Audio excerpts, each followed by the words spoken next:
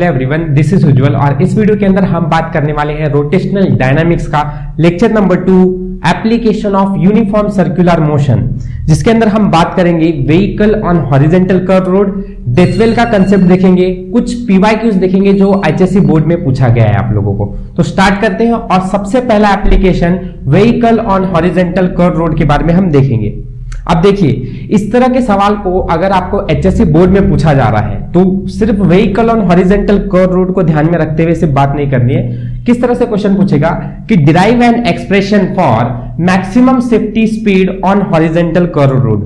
ठीक है, तो इस तरह के एक्सप्रेशन का आंसर किस तरह से लिखना है और किस तरह से हमें इस कंसेप्ट को समझना है वो सब हम इसमें देखेंगे। सबसे पहले हॉरिजॉन्टल कर्व रोड को इमेजिन कर लेते हैं। देखो, ये अपना कर्व रोड हम मानते हैं, कर्व रोड के ऊपर एक व्हीकल है, तो व्हीकल को हम बना लेते हैं यहां पर।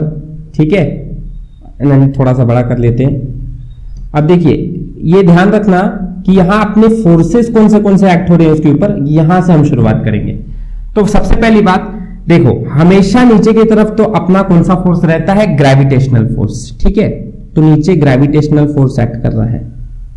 ओके, ऊपर की तरफ इसके बराबर अपोजिट अब फोर्स कौन सा एक्ट करता है? ये होता है नॉर्मल फोर्स। अब नॉर्मल फोर्स ऊपर की तरफ एक्ट कर रहा है, ये हम इसलिए बोल सकते हैं क्योंकि देखिए ये एक सरफेस है, ठीक है, और सरफेस से परपेंडिकुलर जो फोर्स एक्ट करता है उसको हम बोलते हैं नॉर्मल फोर्स। हमेशा ध्यान में रखना, सरफेस से परपेंडिकुलर मतलब जरूरी नहीं है ऊपर की तरफ, परपेंडिकुलर होना चाहिए सरफेस से, तब वो फोर्स नॉर्मल फोर्स बोला जाएगा उसे। इसके इस डायरेक्शन में मतलब टूवर्ड्स द, जब हम टर्न ले रहे हैं कर्व रोड पे तो वो गाड़ी स्लिप नहीं होनी चाहिए, बराबर है ना? मतलब क्या कि वो सिर्फ जिस रोड के सरफेस पे है उसी पे रहना चाहिए। उसको बैलेंस करने के लिए जो इनवर्ड फोर्स लग रहा है अंदर की तरफ, वो होता है अपना सेंट्रीफ्यूगल फोर्स जो बैलेंस कर रहा है सेंट्रीपिटल फोर्स की तरफ। और एक फोर्स रहता है जो कि कार के टायर और रोड के बीच में रहता है, उसको हम बोलते हैं फ्रिक्शनल फोर्स। तो उसको मैं बताता हूं एफएस से। तो 4 फोर्सेस एक्ट कर रहा है, ग्रेविटेशनल, अपवर्ड की तरफ normal, centripetal force and towards the outward frictional force. ये 4 फोर्सेस, ये दोनों फोर्सेस एक दूसरे को बैलेंस कर रहे हैं और ऊपर और नीचे वाले फोर्सेस एक दूसरे को बैलेंस कर रहे हैं। तो आपको जब एक्सप्रेशन लिखना है तब आप क्या लिखोगे? हमको कंसीडर करना पड़ेगा कि a car is moving on a horizontal curve road. उसके बाद हमें ये डायग्राम बनाना पड़ेगा। यहां आपको बताना पड़ेगा कि gravitational force towards downwards act कर रहा है, नॉर्मल अपवर्ड एक्ट कर रहा है, frictional force and centripetal force, ये सब फोर्सेस इस पे एक्ट कर रहे हैं। इसके बाद आपको बोलना पड़ेगा, देखिए gravitational force is equals to normal, right? और ग्रेविटेशनल फोर्स का फॉर्मूला क्या है? Gravitational force is donated towards downward is weight equals to normal, and weight आपको पता है mg होता है, तो मैं बोल सकता हूं normal will be equals to mg। ठीक है, this is my equation number 1 मैं बोलूंगा। और सेकेंड कि हमारा centripetal force is balanced by, आपको स्टेटमेंट लिखना पड़ेगा जब आप डिराइव कर रहे हो तब, कि centripetal force is balanced bye frictional force. ठीक है, सेंट्रीपिटल फोर्स का फॉर्मूला आपको पिछले वीडियो में ही मैंने बताया था कि it is mv² upon r। ठीक है, अच्छा, और फ्रिक्शनल फोर्स का फॉर्मूला म्यू क्या है? Coefficient of static friction into normal. s इसलिए लिख रहा हूं क्योंकि स्टैटिक फ्रिक्शन है। नॉर्मल जो है वो हमने इक्वेशन नंबर 1 में n की जगह पर mg लिखकर दिखाया है, तो देयरफॉर मैं बोलूंगा from equation 1 mv² upon r is equal to μs into n की जगह पर m into g, where m से m कैंसिल हो जाएगा और मुझे फाइंड करना है maximum safety speed horizontal curve road पे। तो ये वेलोसिटी मतलब ही हॉरिजॉन्टल स्पीड के बारे में हम बात करते हैं। तो v² is equal to, m से m कैंसिल है, r इधर आ जाएगा, तो μs into r into g, and therefore हम बोल सकते हैं v is equal to √, μs r into g, which is my velocity, maximum velocity on horizontal curved road। अब ये बात ध्यान में रखना है कि ये जो वेलोसिटी है कौन सी है, मैक्सिमम। कहां पर, जब एक हॉरिजेंटल कर्व रोड है तब मैक्सिमम वेलोसिटी से आप इतनी स्पीड से कार को चला सकते हो। इसके ऊपर अगर स्पीड जाएगी तो चांसेस है कि फ्रिक्शनल फोर्स या फिर सेंट्रीपिटल फोर्स की वजह से कार जो है वो अपने पाथ से बाहर की तरफ चले जाए और जिससे एक्सीडेंट होने के चांसेस या फिर स्लिप या स्किड होने के चांसेस बढ़ जाते हैं। सो ये याद रखना, दिस इज रिक्वायर्ड फॉर्मूला। इसको याद कैसे करोगे, तो देखो म्यूएस आर इंटू जी एकदम आसानी से याद हो जाएगा। फिर भी अगर इस फॉर्मूले को याद करना है, तकलीफ आ रही है, तो आप इसको केजीएफ फॉर्मूले से याद कर सकते हो। केजीएफ क्या है, अब देखो एफ जो है ये मैं फ्रिक्शन के लिए यूज कर रहा हूं, जी जो है ये मुझे ग्रेविटेशनल के लिए यूज कर रहा हूं, ठीक है। एंड के की जगह पर आप आर अपने आप ले सकते हो, तो आर जी एफ मतलब आर रेडियस हो गया, जी ग्रेविटेशनल हो गया, acceleration due to gravity, and F हो गया फ्रिक्शनल फोर्स। अब ये फ्रिक्शनल फोर्स स्टैटिक फ्रिक्शन से म्यू से बता रहा हूं मैं, इसलिए एफ की जगह पर आप म्यू यूज कर सकते हो। अब डेथवेल को थोड़ा सा डायग्रामेटिकली देखा जाए तो डेथवेल के लिए आपने पढ़ाई था, इस तरह से कुछ डायग्राम है आपका, ओके। और ये नीचे डेथवेल, मैं आइडियली यहां पे मानता हूं कि हमारी बॉडी जो है, मतलब एक राइडर जो है वो यहां पे अपना बाइक चला रहा है, ठीक है। तो अब ध्यान से देखना, डेथवेल पे it is moving like this, तो फोर्सेस किस तरह से रिजॉल्व होंगे उसको ध्यान से समझना। देखो यहां पर भी इस तरफ, इधर towards downward and towards upward, इस चार तरफ, क्योंकि आप सपोज करो आप खुद यहां पे एक राइडर की तरह बैठे हुए हो बाइक के ऊपर and you are moving like this, ध्यान में रखना आप इस तरह से मूव हो रहे हो उस बार, ठीक है। अच्छा, हर बार की तरह नीचे की तरफ कौन सा फोर्स एक्ट होगा, इज कॉल्ड ग्रेविटेशनल फोर्स, मतलब मैं वेट इक्वल्स टू mg नीचे की तरफ दिखाता हूं, ठीक है। अब ध्यान से समझना, देखो जब आप ऐसे मूव हो रहे हो, व्हेन यू आर मूविंग, यहां ध्यान रखना नीचे की तरफ के फोर्स को कौन सा फोर्स ऊपर के वाला बैलेंस कर रहा है। देखिए आप जैसे जैसे ऊपर जाओगे, टायर के और उस वेल के वॉल पर, कुएं के वॉल पर, इसके बीच में फ्रिक्शनल फोर्स हो रहा है, बराबर है कि नहीं। तो फ्रिक्शनल फोर्स टायर के बीच में और वॉल के बीच में होता है, तो फ्रिक्शनल फोर्स ऊपर की तरफ लेके जा रहा है और नीचे की तरफ कौन सा फोर्स है, ग्रेविटेशनल फोर्स है। तो याद रखना ऊपर की तरफ हम फ्रिक्शनल फोर्स बैलेंस कर रहा है ग्रेविटेशनल फोर्स को इस बार। और ध्यान रखना, आप बोलोगे नॉर्मल, मैंने पहले ही बोला है गाड़ी का सरफेस वॉल से है।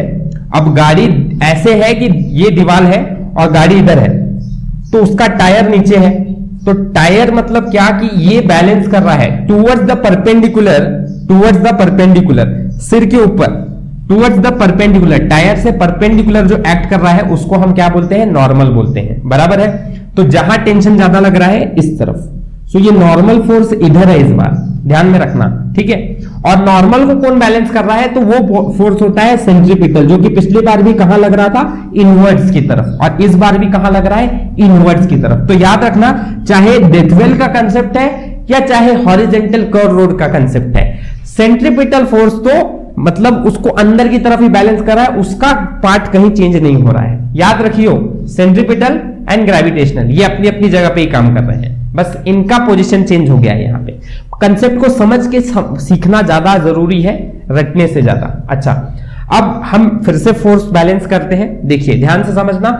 इस बार frictional force is balanced by gravitational force, और बहुत ही इंपॉर्टेंट है। आप खुद सोचो, अगर एक राइडर जो है जो ऊपर की तरफ मूव होता जा रहा है, ये बहुत इंपॉर्टेंट कंडीशन है कि फ्रिक्शनल फोर्स और ग्रेविटेशनल फोर्स में फ्रिक्शनल फोर्स हमेशा ज्यादा होना चाहिए। अगर ऐसा हुआ कि ग्रेविटेशनल फोर्स, देखो मैं क्या बोल रहा हूं, फ्रिक्शनल फोर्स ग्रेटर देन और इक्वल्स टू ग्रेविटेशनल फोर्स, मतलब क्या कि फ्रिक्शनल फोर्स हमेशा ज्यादा होना चाहिए। अगर ऐसा हुआ कि फ्रिक्शनल फोर्स कम हो गया ग्रेविटेशनल फोर्स से, तो बाइक राइडर गिर जाएगा। बात सही है कि नहीं, समझ में आ रहा है कंसेप्ट। तो इसलिए फ्रिक्शनल फोर्स हमेशा ज्यादा होना चाहिए। अभी हम अपने सिंपल अंडरस्टैंडिंग पर्पस के लिए frictional force is equal to mg बोलेंगे, सिंपल अंडरस्टैंडिंग के लिए, बट याद रखना ये चीज इंपॉर्टेंट कंडीशन है। अच्छा, फ्रिक्शनल फोर्स भाई आप लोगों को पता है, it is μs into n is equal to mg, right, ठीक है। अब देखो इसको थोड़ा सा हम इस्तेमाल करेंगे, पर ये जो फोर्स है ये इन दोनों ने बैलेंस किया, और ये दोनों को देखो, normal is balanced bye centripetal force. तो देख लीजिए, अभी मैं क्या करता हूं, इसको इक्वेशन 1 बोलता हूं, और बोलता हूं सेकेंड टाइम कि normal is equals to centripetal force. आप स्टेटमेंट लिखो कि centripetal force is balanced by normal. Normal का फॉर्मूला, नॉर्मल के लिए हम क्या कर सकते हैं, is equals to mv square upon r which is equals to n, right. तो अब आप क्या कर सकते हो, आपको पता चलेगा कि नॉर्मल क्या है मेरा, mv स्क्वायर अपॉन r है, जो कि मैं इक्वेशन 1 में पुट कर सकता हूं। तो मैं बोलता हूं देयरफॉर इक्वेशन 1 बिकम्स, क्या बन जाएगा इक्वेशन 1, पुट करके देखो, mv स्क्वायर अपॉन r, तो म्यूवियस mv square upon r is equals to m into g. तो m से m कैंसल, आपको फिर से ये वाली वेलोसिटी फाइंड करनी है, तो मतलब स्पीड फाइंड करना है, तो v square is equal to, ध्यान से देखना, r इधर जाएगा तो rg ऊपर आ जाएगा, अपॉन ये म्यूएस जो है वो डिवाइड में चला जाएगा। तो मैं बोल सकता हूं therefore v is equal to under root of rg by mu s. So this is the velocity. इस वेलोसिटी से एक डेथवेल के अंदर एक बाइक राइडर अपनी बाइक को मूव कर रहा रहता है, ताकि ये वेलोसिटी से ही चलाने पर सेफ रहेगा वो। और ये वेलोसिटी क्या है, याद रखना, जैसे हमने minimum velocity horizontal curve road पे निकाला था, वैसे ही, sorry, maximum velocity horizontal curve road पे निकाला था, वैसे ही ये मिनिमम वेलोसिटी है ऑन डेथवेल के अंदर। इस वेलोसिटी से कम वेलोसिटी पे आप डेथवेल के अंदर बाइक राइड नहीं कर सकते हो। इफ यू डू, चांसेस है कि आप इसके अंदर गिर जाओगे, ठीक है। तो बात समझ के रखना कि minimum velocity under root of rg by mu s है, ठीक है, वेयर r वही बात की radius of curvature, g gravity, acceleration due to gravity, and mu s is coefficient of static friction, ठीक है। तो इन बातों को लिख कर रख लो, this is required expression for death well, and वो दोनों एक्सप्रेशन को हम पहले एक साथ लिख लेते हैं। पहले वाले एक्सप्रेशन को क्या लिखा था, it was v maximum is equal to under root of mu R G, और दूसरा वाला क्या था, v मिनिमम, जो कि क्या था, under root of R G by mu, ठीक है। दोनों फॉर्मूले को ध्यान से सोच समझ के सही से याद कर लीजिए, एकदम आसान है। और आगे हम इसके बाद देखेंगे इसके क्वेश्चन जो आपको एचएससी बोर्ड 2018 में और फिर 2021 में पूछा गया था। Okay, the first question is from आपके एचएससी बोर्ड 2018 में पूछा हुआ सवाल है। क्वेश्चन है, आपके स्क्रीन पे दिख रहा होगा, देखो क्या है कि a flat curve on highway has radius of curvature 400 metre. पहली बात तो मैं यहां पे जो इंपॉर्टेंट वर्ड है उसको लिखता हूं ताकि आपको ये न्यूमेरिकल बहुत अच्छी तरह से समझ में आए। सबसे पहली बात तो फ्लैट कर्व लिखा हुआ है। फ्लैट कर्व मतलब एक प्लेन रोड है, ध्यान रखना सबसे पहली चीज। तो आपको ये समझ में आ रहा है कि कंसेप्ट हॉरिजॉन्टल कर्व रोड का है। देखो सिर्फ मैंने एक लाइन पढ़ के मैंने क्या क्या समझा दिया। एक तो फ्लैट कर्व है ये फिनोमिना, जिसका मतलब हॉरिजॉन्टल कर्व रोड पे गाड़ी चल रही है। दूसरा आपको ये समझ में आ रहा है कि इसका जो रेडियस है it is I think 400 metre दिया हुआ है। यस, तो आपका रेडियस कितना है 400 मीटर। ओके, पहला ये गिवन में लिखना है आपको। इसके बाद a car goes around a curve at speed of 32 metre per second. तो आपको स्पीड दिया हुआ है, मतलब वेलोसिटी दी हुई है 32 metre per second. Okay, no problem. Next, what is the minimum value of coefficient of friction. ध्यान रखना आपको क्या फाइंड करना है, कोएफिशिएंट ऑफ फ्रिक्शन की वैल्यू फाइंड करनी है minimum, that it will prevent the car from sliding, जिसकी वजह से कार जो है वो स्लिप या स्किड ना हो, इसके लिए। And this was asked the question in March 18। ठीक है, तो आपको ये क्वेश्चन आपको शायद 2 मार्क्स के लिए पूछा गया था एंड आपको गिवन डेटा सारा का सारा है। कोशिश करो खुद से सॉल्व करने की, बहुत ही सिंपल सवाल है एंड 2018 एचएससी बोर्ड में पूछा हुआ था, तो आप प्रिपेयर करें तो आपको ये सब क्वेश्चन सॉल्व करना आना चाहिए। देखिए एकदम कंसेप्ट आसान है। आपको फ्लैट कर्व रोड के बारे में बोला हुआ है, मतलब इतना तो फिनोमिना क्लियर है कि आपको V मैक्सिमम का फॉर्मूला लगाना है, जो कि under root of mu R G है, बराबर। आप बोलोगे सर कोएफिशिएंट ऑफ फ्रिक्शन तो मिनिमम फाइंड करना है। देखो coefficient of friction minimum find करना है, मतलब कितना फ्रिक्शन कम से कम लगाना पड़ेगा जिसकी वजह से कार अपने पाथ से स्किड ना हो या स्लिप ना हो। समझ में आ रहा है? तो आपको minimum if coefficient of friction लगाना पड़ेगा ना उसके लिए। देयरफॉर इट इज सेड कि मिनिमम कोएफिशिएंट ऑफ फ्रिक्शन कितना। अब देखिए ध्यान से समझना, म्यू के लिए फॉर्मूला बन जाएगा आरजी और ये हो जाएगा v square upon RG will be equals to mu, और बाकी आपका कैलकुलेशन है mu is equals to R की वैल्यू आर की वैल्यू ये 32 का स्क्वायर होगा, ठीक है, 32 का square divide by R is 400 and g आपको दिया नहीं है, अपन अप्रॉक्स अगर आपको नहीं दिया है एग्जाम में तो आप 10 मान के चलो, पर अगर उन्होंने बोला है एक्सेलरेशन ड्यू टू ग्रेविटी की वैल्यू 9.8 है तो आप लेना है 9.8, ठीक है। ये आपके लिए कंपल्शन है, ध्यान से इस कैलकुलेशंस को करना है। अब देखिए 32 मतलब आई थिंक 1032 आई थिंक इतना स्क्वायर है, मुझे परफेक्ट वैल्यू नहीं पता, आई थिंक सो, एंड आप इसका म्यू 4000 आ जाएगा, इसको आप डिवाइड करके देखो, it comes out to be mu की वैल्यू 0.25। कोएफिशिएंट ऑफ फ्रिक्शन है तो उसका कोई यूनिट नहीं होगा, क्योंकि कोएफिशिएंट ऑफ फ्रिक्शन के लिए यूनिटलेस क्वांटिटी है, सब कैंसिल हो जाता है, ठीक है। So therefore this is the unit, this is the answer final, आप चेक कर सकते हो, and very easy question which was asked in March 2018। आगे बढ़ते अपने नेक्स्ट क्वेश्चन की तरफ। आपको आपकी स्क्रीन पे दिख रहा होगा, वीडियो को पॉज करके सॉल्व करने की कोशिश करो, विल सी, इसके कैलकुलेशन को देखेंगे और क्या क्वेश्चन में बोला है वो सब समझेंगे। देखिए क्वेश्चन क्या है, a motorcyclist is to undertake horizontal circular circle inside the cylindrical wall of well of inner radius 4 metre. देखो ये तो पहली लाइन ही क्लियर बोल दे रही है कि ये जो है ये वेल डेथ वेल के अंदर हो रहा है, क्योंकि वेल के अंदर वो एक हॉरिजॉन्टल सर्कुलर ट्रैक के ऊपर बाइक राइड करने वाला है, ऐसा कुछ है। तो ये तो डेथ वेल का कंसेप्ट है, ठीक है, पहली बात तो आप ये लिख लो, ओके। सेकंड, आपको आर दिया है कितना, 4 मीटर, राइट। चलो, the coefficient of static friction between tyre and wall is 0.2। तो कोएफिशिएंट ऑफ स्टैटिक फ्रिक्शन, उस वर्ड को अंडरलाइन करो कि कोएफिशिएंट ऑफ स्टैटिक फ्रिक्शन मतलब म्यू 0.2 दिया है आपको। कैलकुलेट द मिनिमम स्पीड, देखो कैलकुलेट द वी मिनिमम, अब यहां ध्यान रखना, सही बात है, मिनिमम स्पीड फाइंड करना पड़ेगा आपको, क्योंकि डेथवेल के अंदर आप मैक्सिमम स्पीड जैसा कोई फिनोमिना ही नहीं होता है।